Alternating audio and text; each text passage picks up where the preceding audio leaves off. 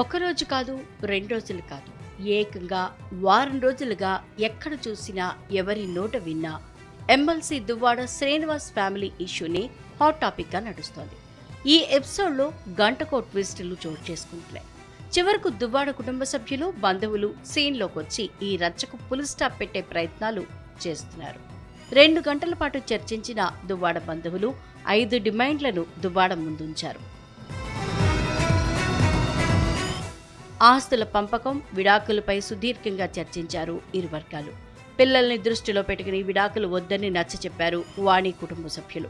తాము జరిపిన చర్చలు సఫలం అవుతాయని, ఈ రోజుతో ఈ వివాదానికి ఫుల్ స్టాప్ పడుతుందని వాణి బంధువులు భావిస్తున్నారు. చర్చల విషయం పక్కన పెడితే ఇంత జరిగాక తన అన్న విడాకులకే సిద్ధమయ్యారని చెప్తున్నారు దువ్వాడ శ్రీనివాస్ సోదరుడు శ్రీధర్. మరోసారి అన్న దువ్వాడ శ్రీనివాస్తో మాట్లాడాక ఫైనల్ నిర్ణయం చెప్తామన్నారు శ్రీధర్.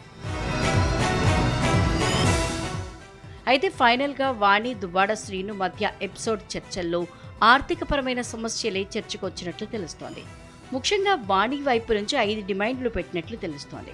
స్థిరాస్తులన్నీ 2 కుమార్తెల పేర రిజిస్ట్రేషన్ చేయాలని, శ్రీనివాస్ తదనంతరం ఆస్తులు పిల్లలకే చెందాలని, స్థిరాస్తులు కుటుంబ సభ్యుల అంగీకారం లేనిదే అమ్మటానికి వీల్లేదన్నది ఆమె షరతుల్లో ముఖ్యమైనవి.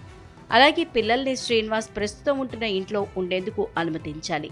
వాణికి విడాకులు ఇవ్వకూడదని మధ్యవర్తులు చెప్పినట్లు తెలుస్తోంది. ప్రధానంగా ఆస్తి, ఇల్లు గురించి వాణి తమ డిమాండ్లలో ప్రస్తావించారు. అదే సమయంలో విడాకులిచ్చే ఆలోచన కూడా వాణికి లేనట్లు తెలుస్తోంది. అయితే ఈ డిమాండ్లకు శ్రీనివాస్ ఎలా స్పందిస్తారనేది ఆసక్తిగా మారింది.